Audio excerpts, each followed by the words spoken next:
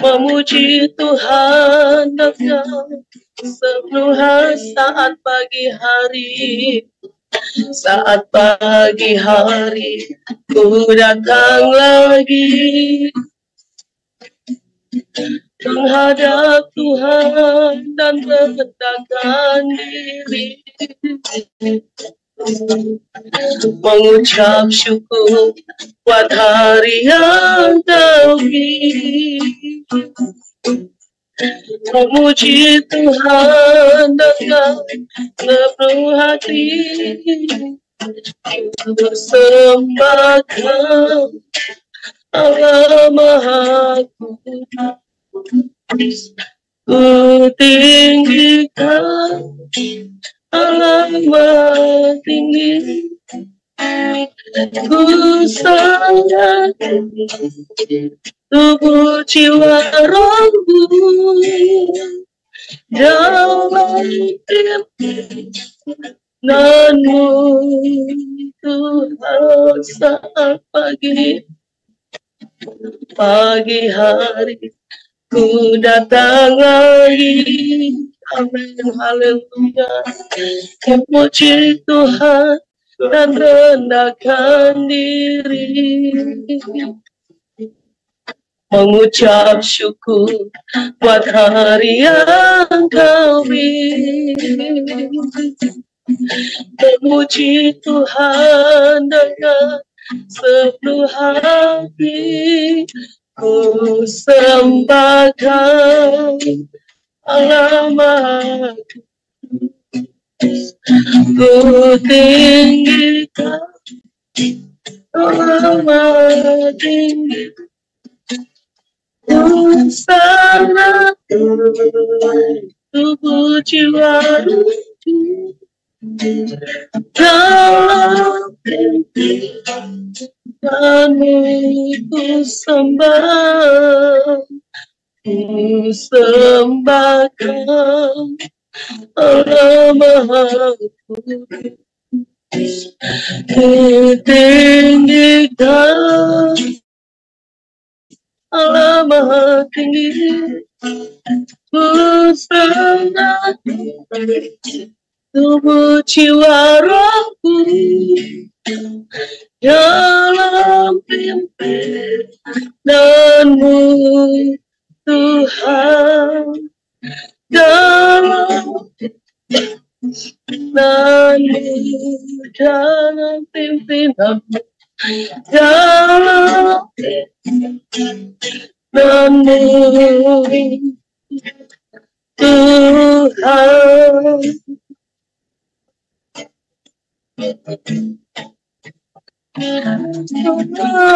Sembah dan puji Tuhan,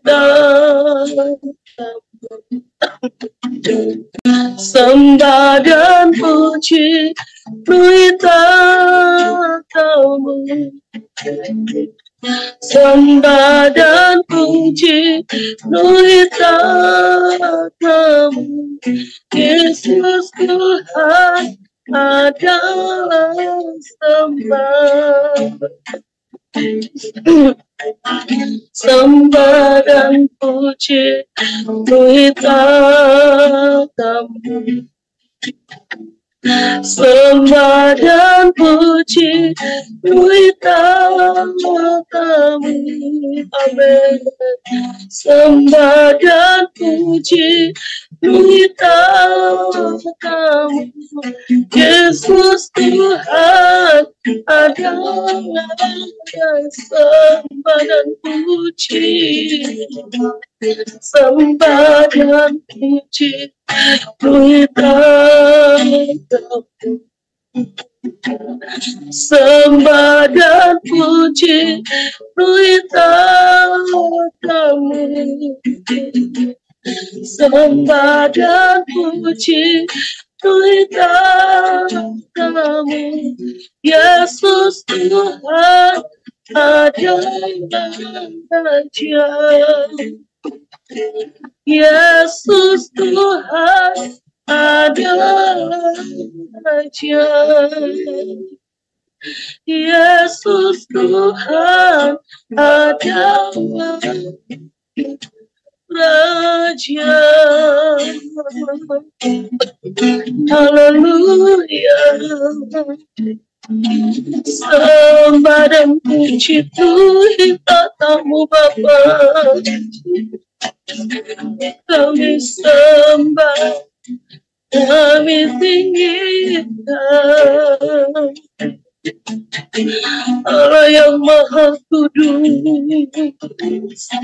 Allah yang Maha Mulia.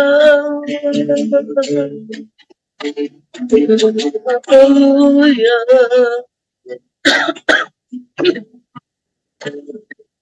Haleluya.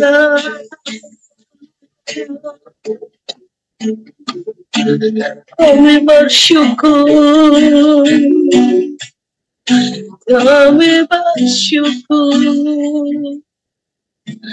Yesus.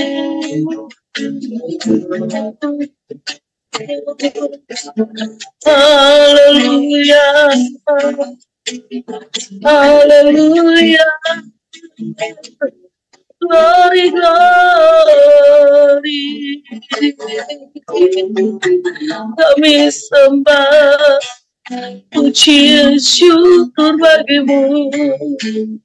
Saudara, pujian kami sembah, kami memenuhi tatamu Tuhan. Memenuhi tatamu.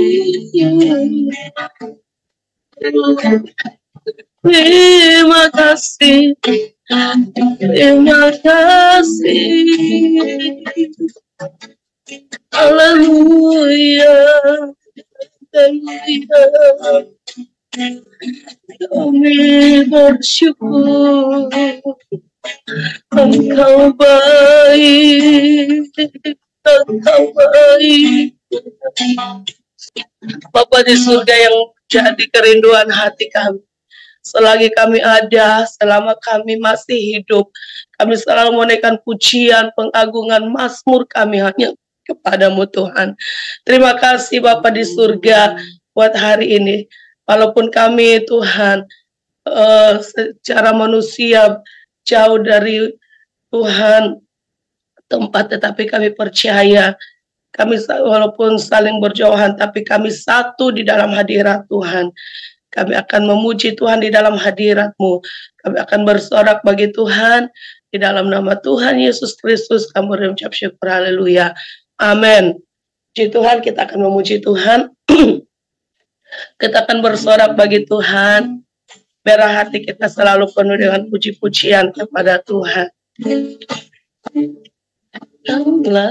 Kita mau datang di hadirat Tuhan dengan hati bersuka, dengan hati bersyukur.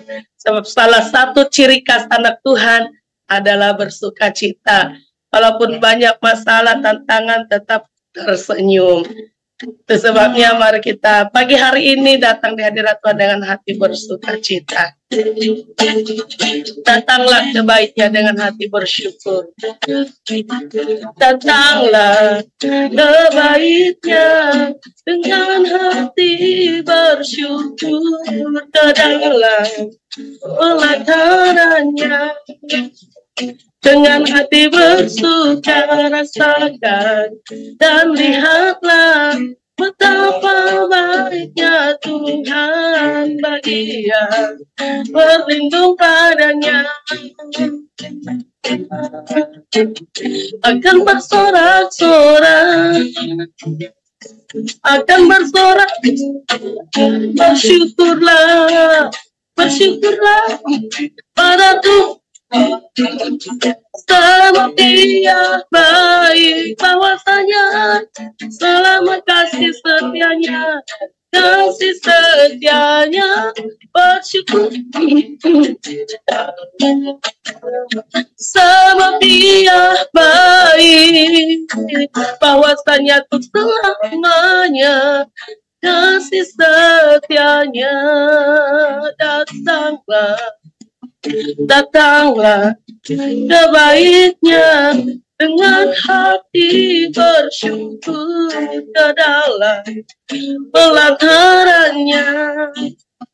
dengan hati bersuka rasakan, dan lihatlah betapa baiknya Tuhan bagi yang berlindung padanya. Akan bersorak-sorak, akan bersorak, bersyukur kepada Tuhan. Setia baik kawasannya selalu masih setia, bersyukurlah kepada Tuhan.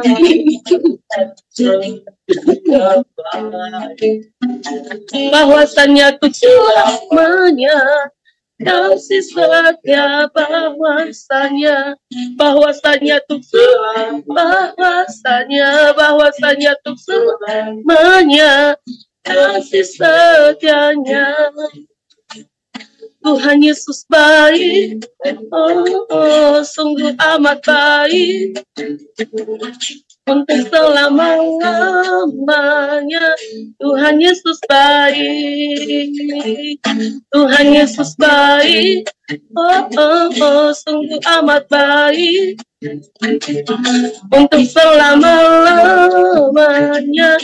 Tuhan Yesus baik, tiada berkesudahan, tiada berkesudahan.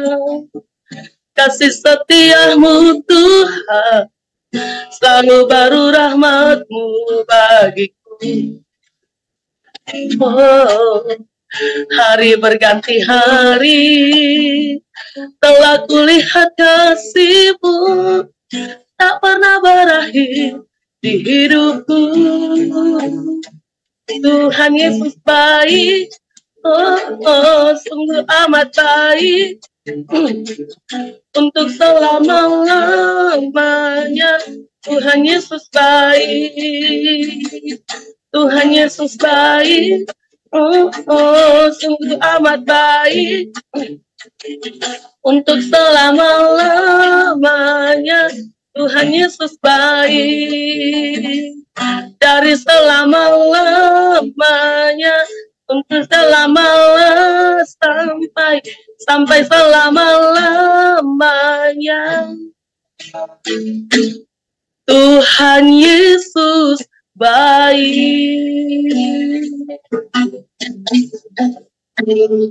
Puji Tuhan, haleluya. Kita akan siapkan hati kita untuk berkati lewat kebenaran firman Tuhan. Sungguh Tuhan Yesus baik bagi kita semua, amin. Puji nama Tuhan, kita akan siapkan hati kita untuk diberkati lewat kebenaran firman Tuhan. Firman Tuhan di pagi hari ini menjadi remah dalam setiap kehidupan kita pribadi lepas pribadi. Haleluya. Terima kasih Tuhan. Haleluya. Puji nama-Mu Bapa.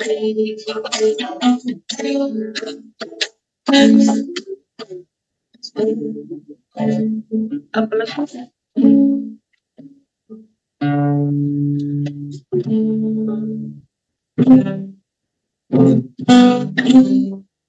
amin, puji Tuhan. Segala perkara dapat ditanggung di dalam memberi kekuatan. Tuhan Yesus penolong dan sahabat, tetap percaya Tuhan setia, penolong yang selalu setia, amin, haleluya, memenuhi keperluanku, tak pernah dia mengecewakan. Yesusku tak pernah gagal,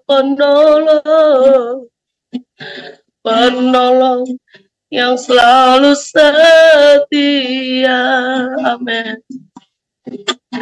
memenuhi keperluanku. Tak pernah Dia mengecewakan.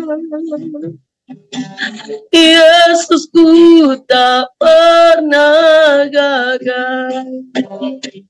Segala perkara dapat ku tanggung di dalam Dia yang memberi kekuatan. Tuhan Yesus penolong dan sahabat. Tetap percaya Tuhan setia. Mari Bapak Ibu yang dikasih Tuhan, kita yang perpujian ini dari awal dengan iman kita katakan, penolong yang selalu setia memenuhi keperluanku. Tak pernah Dia mengecewakan. Haleluya. Yesusku tak pernah gagal.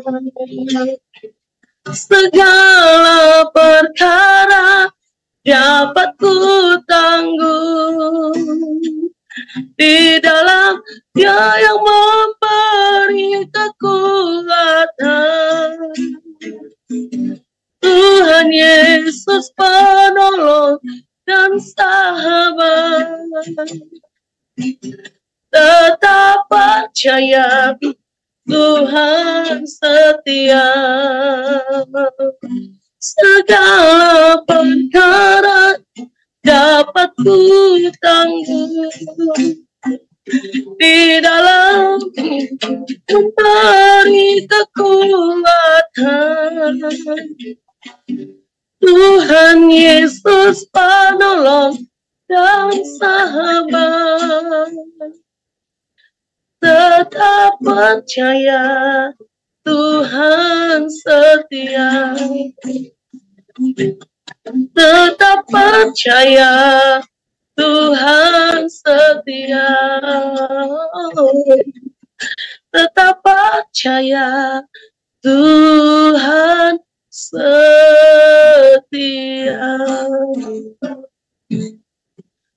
Puji Tuhan, saya serahkan kepada Ibu Pendeta yang dan terima kasih untuk pujian yang membawa hati kita lebih dekat lagi kepada Tuhan. Bagaimana suara saya bisa didengar? Bisa Ibu, bisa. Ya, puji Tuhan. Mari kita mengawali dengan doa. Bapa Surgawi, kami mengangkat segala pujian syukur. Terima kasih kehadapan hadirat-Mu. Betapa baik Engkau, Allah, pencipta langit dan bumi, pemelihara dan juga penyelamat kami. Terima kasih. Kami panjatkan pujian syukur, hormat, pengagungan bagi kebesaran nama-Mu di bumi dan di surga. Demikianlah kami, anak-anak-Mu, para hamba-Mu yang Kau panggil secara khusus untuk melayani dalam pekerjaan-Mu.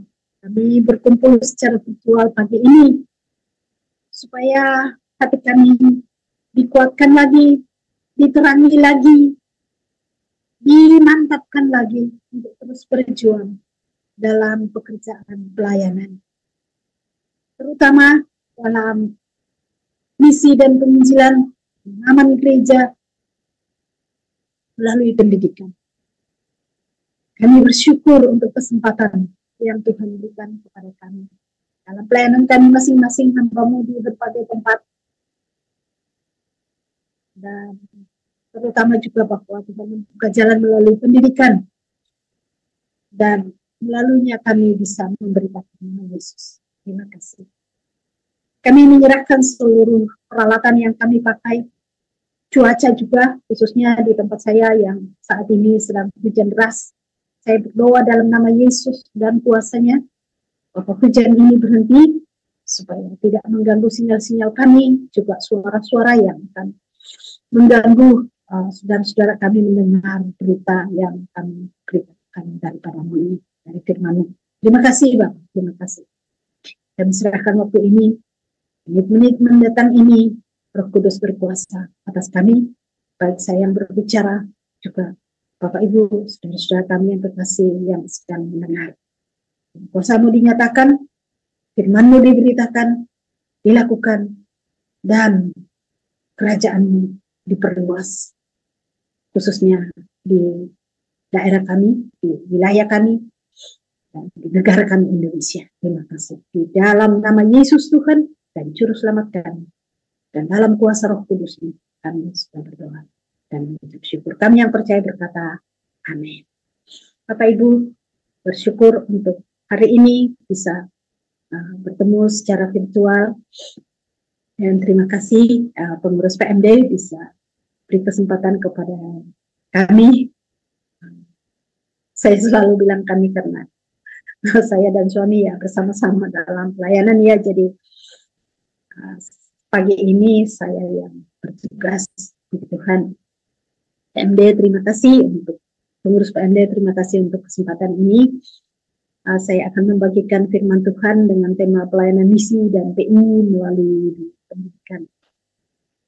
Kalau bicara tentang misi dan PI, dan termasuk pendidikan, memang kita harus selalu kembali kepada kitab Kisah Para Rasul, di mana kitab ini menjadi bagian dari Alkitab kita saat ini untuk menjadi landasan bagi pengabaran Injil, pengabaran gereja, dan misi dari setiap gereja, setiap komunitas orang percaya.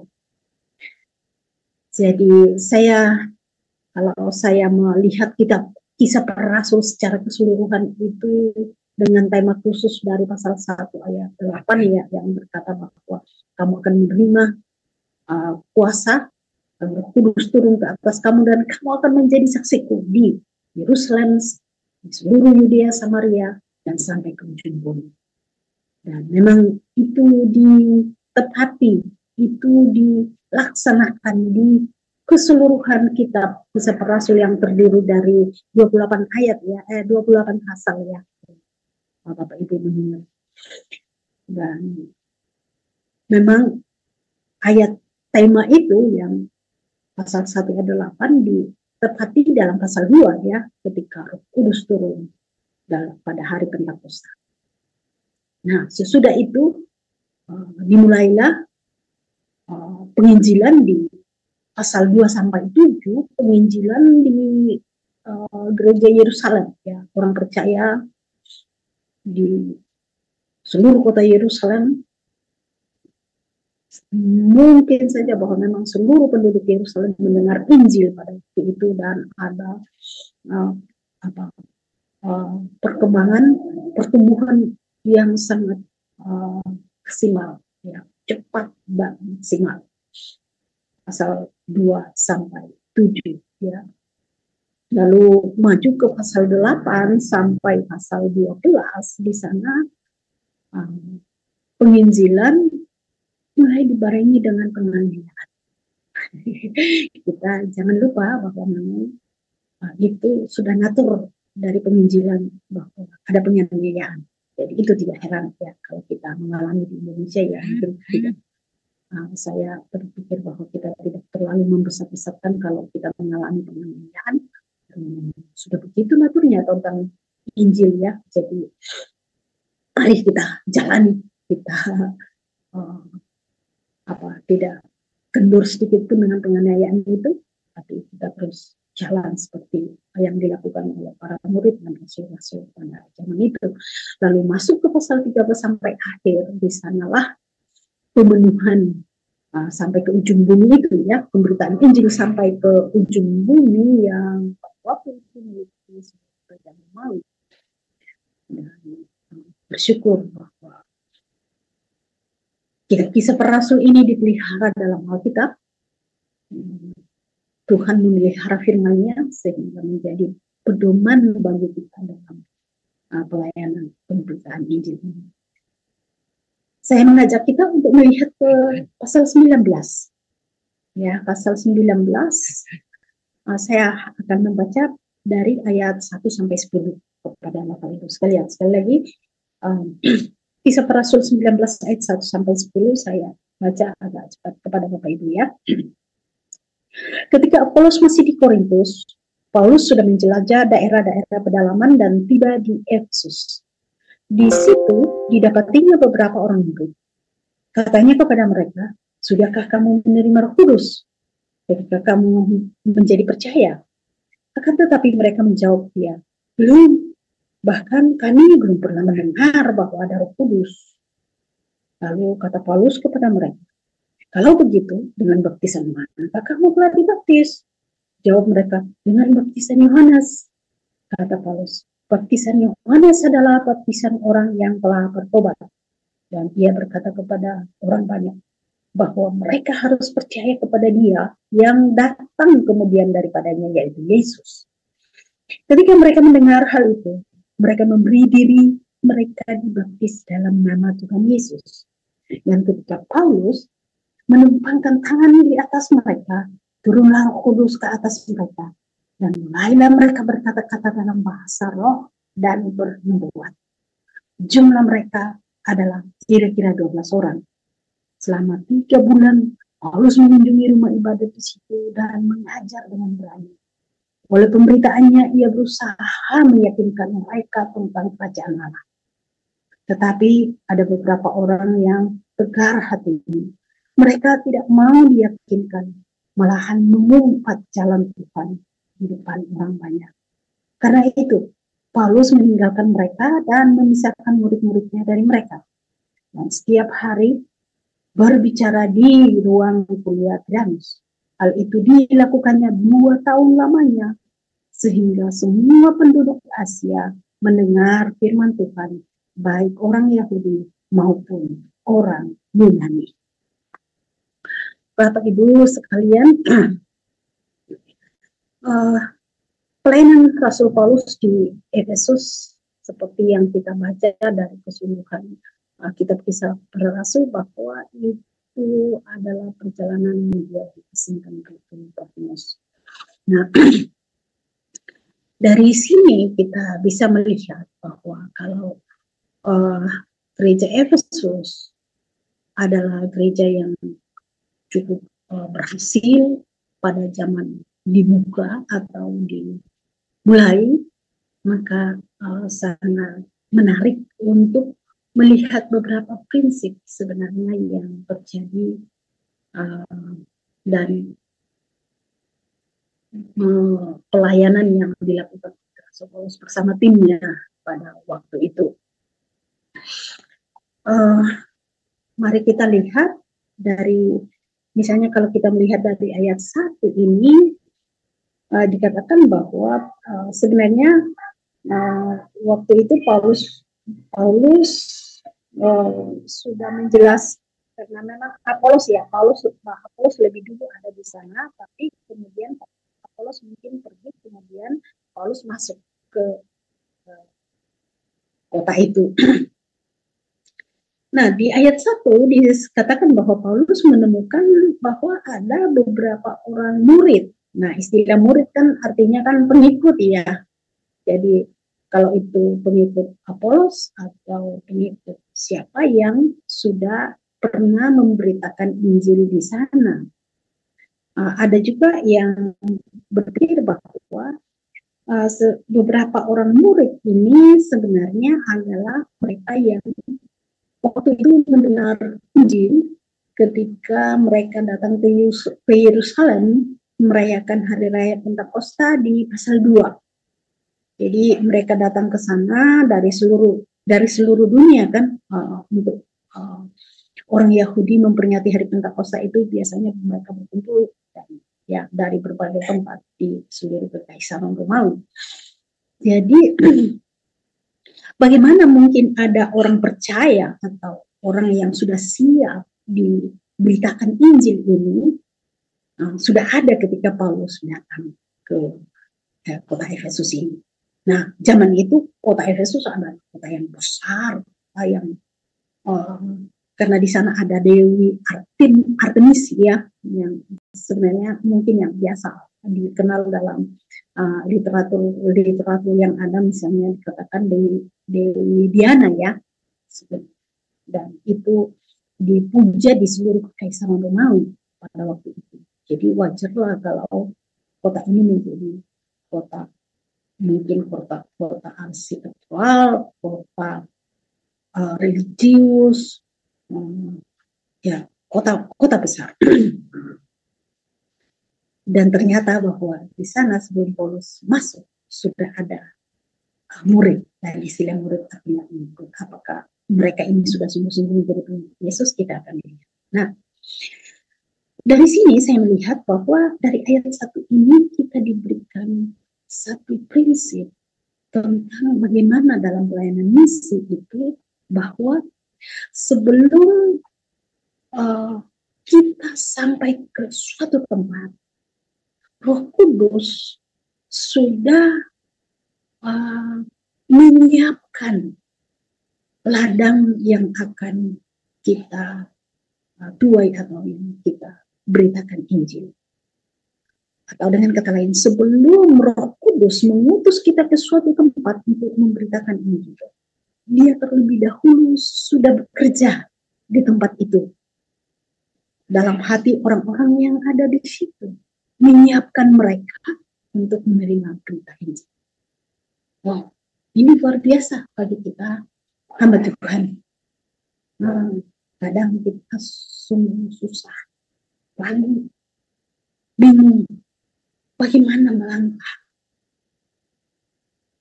Tapi dari firman Tuhan kita bisa melihat bahwa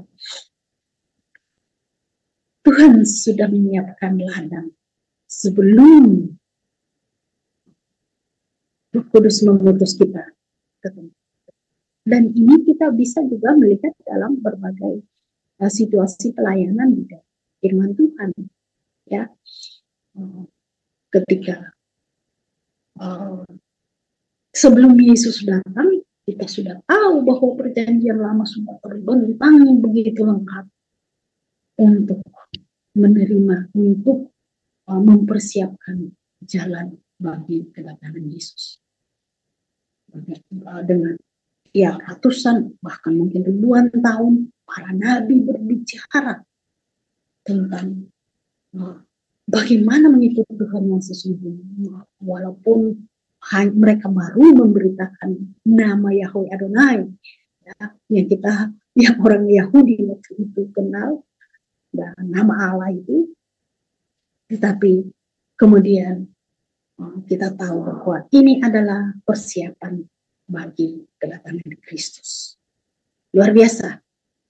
Ini menguatkan kita, memberi dorongan, semangat kepada kita, bahwa kita jangan ragu untuk melangkah ke suatu tempat di mana Tuhan mengutus kita. Ya, harus ada keyakinan juga bahwa Tuhan mengutus kita ke tempat itu ya. Seperti Rasul Paulus, bahwa dia sebelum melangkah ke daerah lain, ya dia tahu bahwa Roh Kudus memanggil ke tempat. Nah, itu prinsip yang pertama, Bapak Ibu, kita lihat dalam ayat 1 ya. Prinsip pelayanan misi yang kedua itu saya ambil dari ayat 2 sampai 4. Saya sudah baca tadi ya. Nah, saya melihat di sini bahwa prinsip pelayanan misi ini adalah menganalisis secara detail tentang dasar-dasar yang atasnya akan ditaburi Injil. Ya, sekali lagi, prinsip yang kedua adalah menganalisis secara detail tentang dasar-dasar yang sudah ada, yang sudah dibangun oleh Tuhan, yang sudah diletakkan oleh Roh Kudus, yang atasnya akan kita taburi Injil. Dalam kasus di Efesus, rupanya di sini ada istilahnya mungkin insufficient faith atau iman yang kurang lengkap, di mana mereka baru mendengar tentang berita pertobatan dari Rasul Yohanes Pembaptis yang memberitakan pertobatan yang sebenarnya menyiapkan jalan untuk kedatangan Yesus. Nah, jadi dalam hal ini iman yang belum lengkap harus maju ke iman yang menyelamatkan, karena nama Yesus adalah nama yang menyelamatkan, bukan nama Yohanes ya, Yohanes Pembaptis. Tidak ada berita di Alkitab begitu ya, dalam nama Yohanes Pembaptis kita diselamatkan, bukan dalam Yesus dan kuasanya kita diselamatkan. Jadi insufficient faith maju ke saving faith. Iman yang masih kurang lengkap harus dilengkapi dan maju ke arah iman yang menentukan. Dalam hal itu, apa yang dilakukan oleh Paulus, sebentar saya pintunya dulu.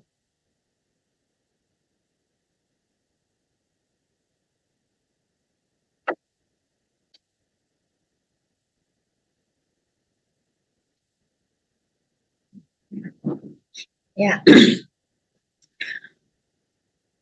kelengkapan yang diberitakan oleh Rasul Paulus kepada mereka sesudah Rasul Paulus menemukan bahwa mereka sudah sungguh-sungguh menjalani kehidupan iman pertobatan, maka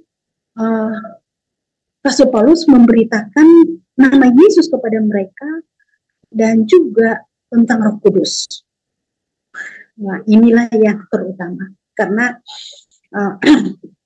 kita tahu bahwa kisah para rasul, tokoh utama di kisah para rasul adalah bukan siapa-siapa tapi Roh Kudus.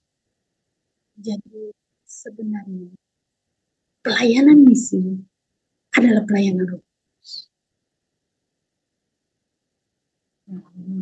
Banyak gereja yang sungguh-sungguh rindu bahwa mereka mengalami kuasa Roh Kudus, dan biasanya diperingati setiap tahun.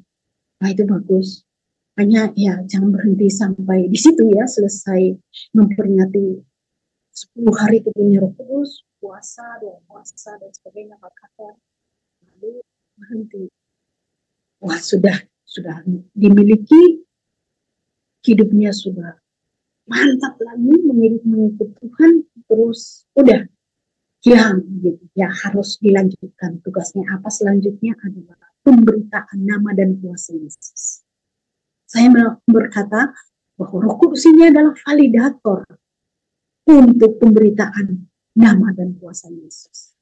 Jadi tanpa validator kita berkuar-kuar tentang nama Yesus juga tidak bisa, tidak akan ada hasilnya. Kami semester ini kami harus menyelesaikan membimbing mahasiswa yang harus menyelesaikan skripsi, dan ya mahasiswa datang, ibu sebagai validator saya nggak bisa pelayanan kalau ibu tidak tanda tangan, ibu tidak memvalidasi pertanyaan-pertanyaan kuesioner saya. Oh ya, kita paham benar apa artinya validasi. Mahasiswa tidak jadi pelayanan dan tidak akan jadi sarjana tanpa divalidasi pertanyaan-pertanyaan itu. Sama halnya dengan Roh Kudus, adalah validator dari berita yang kita beritakan itu nama dan kuasa Yesus. Saya melihat bahwa bagaimana Rasul Paulus memberitakan Kudus kepada mereka di Efesus sampai mereka mengalami tanda-tanda kepenuhan Roh Kudus itu. Salah satu tandanya adalah mereka juga berbahasa roh atau bahasa lidah ya. Mana? Jangan sampai kita hanya berdebat tentang bahasa itu kemudian kita berhenti dan tidak memberitakan Injil. Yang kita mengerti bahwa mereka dipenuhi oleh Roh Kudus dan ada tandanya bahwa mereka berbahasa asing, bahasa roh, bahasa lidah, apapun lah Bapak Ibu menamakan, dan terjadi mujizat-mujizat. Karena kita tahu bahwa dari ayat 11 dan seterusnya itu adalah mujizat yang terjadi sebagai pemberlakuan nama Yesus, nama dan kuasa Yesus oleh Roh Kudus. Kadang-kadang kalau kita sudah mengalami itu di gereja sesuai memperingati berpuasa, doa selama 10 hari, Kudus turun atas kita. Ya, sungguh saya mendorong bahwa kita dorong jemaat kita untuk mulai bersaksi. Itu di satu sisi lain, biasanya banyak gereja yang enggan bicara tentang kuasa Roh Kudus. Wah, itu kalau Roh Kudus menguasai kita, maka kita bisa melakukan hal-hal ajaib sebagai tanda kepenuhan Roh Kudus itu untuk memvalidasi nama Yesus yang kita beritakan bersama kuasanya, yang mengubahkan orang mati jadi hidup. Ya, orang yang belum percaya Yesus kan disebut orang mati ya.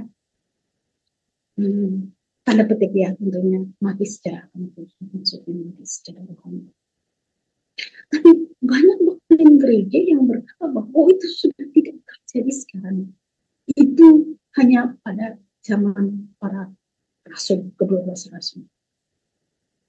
Saya pikir saya tidak setuju dengan pandangan seperti ini, yang tidak tahu bahwa Kudus berkuasa bagi kita, mengutus kita untuk pelayanan misi dan pemberitaan Injil, pemberitaan gereja.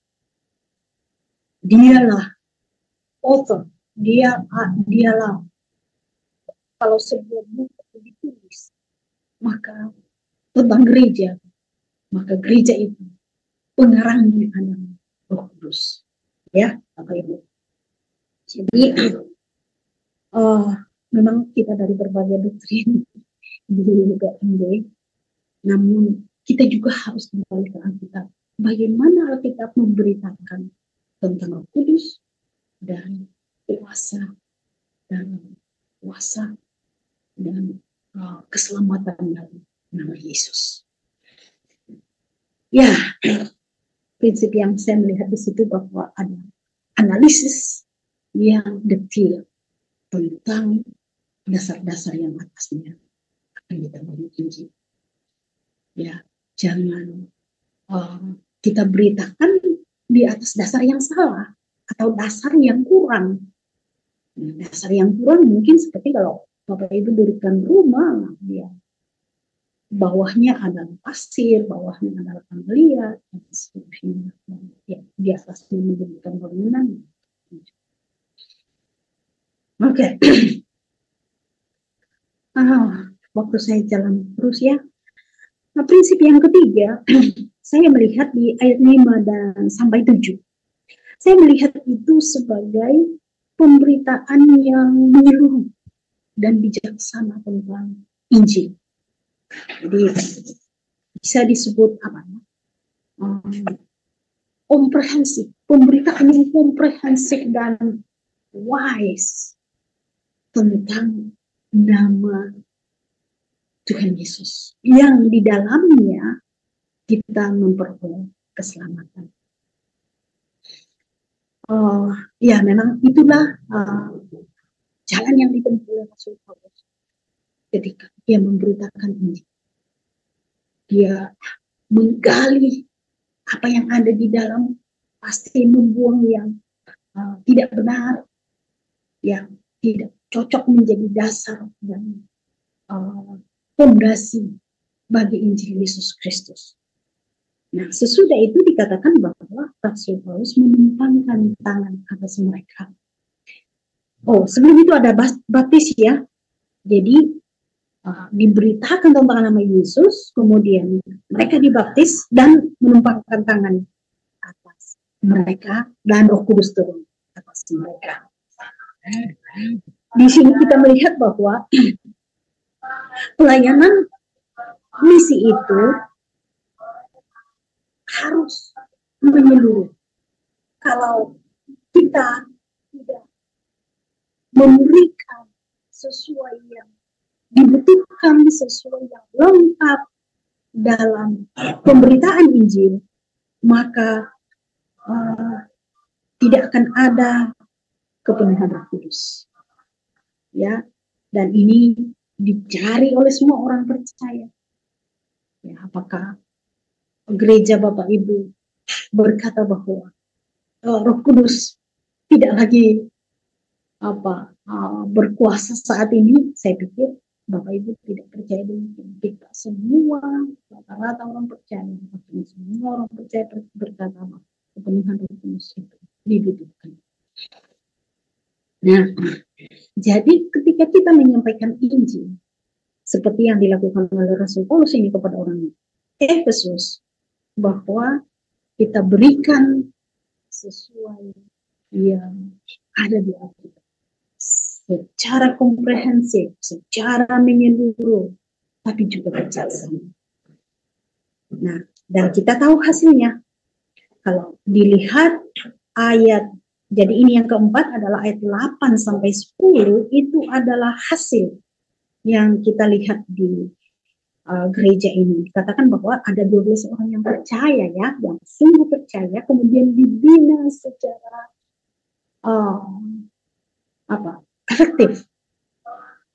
Bahkan kita baca di bagian lainnya, saya pikir pasal 20 ayat berapa yang mengatakan bahwa sebenarnya Paulus itu tinggal di Efesus itu selama 3 tahun.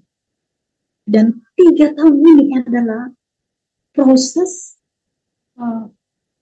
penginjilan dan pemuritan yang dilakukan oleh Paulus, bahkan menghadapi tantangan. Ya, di ayat 9 itu ada tantangan di mana beberapa orang yang dikatakan tegar hatinya. Nah, cara yang ditempuh oleh Paulus adalah selain orang-orang yang sudah percaya, dalam ayat 1 dikatakan murid, Rasul Paulus juga memberitakan kepada orang-orang Yahudi yang memang sudah punya dasar tentang siapa Mesias, Yesus Kristus yang akan mereka beritakan. Orang Yahudi ini sudah punya perjanjian lama, mereka sudah menantikan tentang Mesias, ya. Tinggal Paulus datang berkata, inilah Mesias yang kamu nanti menderita. Tetapi kita tahu bahwa ya pelayanan pemberitaan Injil selalu berbarengan dengan kemuliaan, maka ya tidak heran kalau ada orang yang tegar hati. Kebijakan-kebijakan yang ditempuh dalam pemberitaan Injil seperti yang terjadi di sini, misalnya Paulus memisahkan mereka. Jadi dari orang-orang Yahudi yang tegar hatinya ini, ya ditinggalkan saja. Itu mungkin susah bagi kita, ya. Wah, silakan mereka berhenti memberikan ini kepada mereka. Tapi kita harus melihat bahwa memang sudah tidak ada jalan bagi mereka untuk percaya. Kalau kita mengutamakan itu, kemudian bagaimana tentang pemuritan kepada yang bahkan ada jumlah yang tertentu disebutkan ya 12 orang. Di sanalah Paulus mengambil kebijakan untuk membina, memuridkan, dan pada akhirnya mendirikan sekolah Alkitab. Jadi sekolah Alkitab pertama yang ada di Perjanjian Baru itu ada di namanya sekolah Tiranus, ya. Saya pikir tidak heran bahwa Tiranus Bandung itu mengambil nama dari situ, ya. Jadi didirikan sekolah Alkitab di mana mereka bisa mempelajari lebih dalam tentang dasar-dasar kitab suci dari Perjanjian Lama sampai nama Yesus, dan dikatakan ada hasil, ya. Ayat 10 ditutup, bagian yang kita bahas ini adalah ayat 10 membahas begini. menuliskan begini, hal ini dilakukannya 2 tahun lamanya. Jadi 2 tahun untuk khusus pendidikan teologi bagi para pelayan, para penginjil.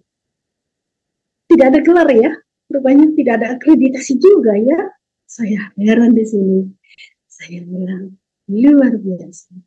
Kadang sekolah-sekolah kita ya, kami melayani di sekolah Alkitab, dan kadang-kadang tuntutan akreditasi itu menjebak kita untuk hanya memenuhi tuntutan akreditasi, dan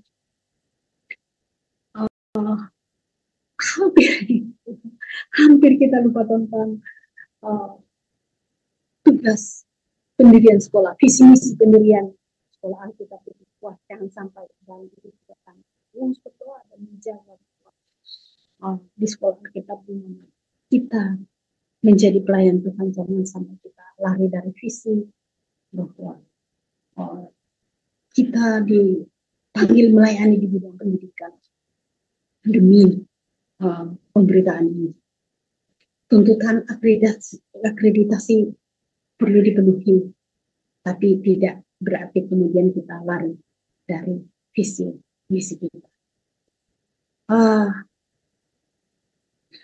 Jadi itu hasil yang kita melihat, bahwa semua penduduk Asia mendengar firman Tuhan, baik orang Yahudi maupun orang Yunani. Hasil dari pendidikan sekolah Alkitab yang memenuhi syarat, yang sungguh fokus kepada amanat agung, visi misi, tercapai. Apa? Seluruh penduduk Asia mendengar firman Tuhan. Kapan gereja kita, kapan PMD dikatakan melalui PMD yang memberitakan Injil, maka seluruh Indonesia mendengar Injil, bahkan keluar negeri, keluar dari batas-batas negara seperti Indonesia, Malaysia, dan sebagainya. Wow, luar biasa ya. Kita bisa menemukan suatu pernyataan melalui PMD, pendidikan yang ada di PMD, maka semua penduduk Indonesia mendengar firman Tuhan. Secara khusus yang kami lakukan, saya bersama suami, ketika kami sudah mengamati, menganalisis, berdoa kepada Tuhan di sekolah kita, dari awal kami masuk ke dalam, kami tahu di sekolah kita bisa lebih efektif mendidik orang, kemudian kita kirim ke ladang untuk menginjil, memberikan pendidikan. Tetapi semakin ke sini kami mengamati bahwa ya ada satu jalan. Misalnya pendidikan sekuler. Pendidikan sekuler berarti tidak harus khusus Alkitab gitu ya. Kebetulan memang suami saya Pak Eka bisa dalam bidang matematika, dan saya juga berusaha belajar dalam bidang bahasa Inggris. Dasar-dasar gitu kan gampang untuk mengajarkan kepada anak-anak. Memang anak-anak datang ke kami meminta bantuan kami dalam bidang itu, dan akhirnya kami bantu mereka, dan Tuhan membuka jalan bagi kami untuk mengumpulkan mereka.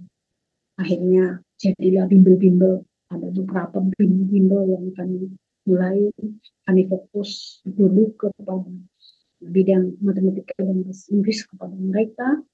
Dan rata-rata yang datang adalah anak-anak Indonesia yang tidak beragama, seagama dengan kami, tapi kami rela membagi pengetahuan yang kami miliki dengan harapan dan doa suatu waktu juga mereka mendengar seluruh Indonesia mendengar. Dan baru 1,5 bulan kami memulai satu yang baru, dan Tuhan menambahkan anak lagi, dan yang datang.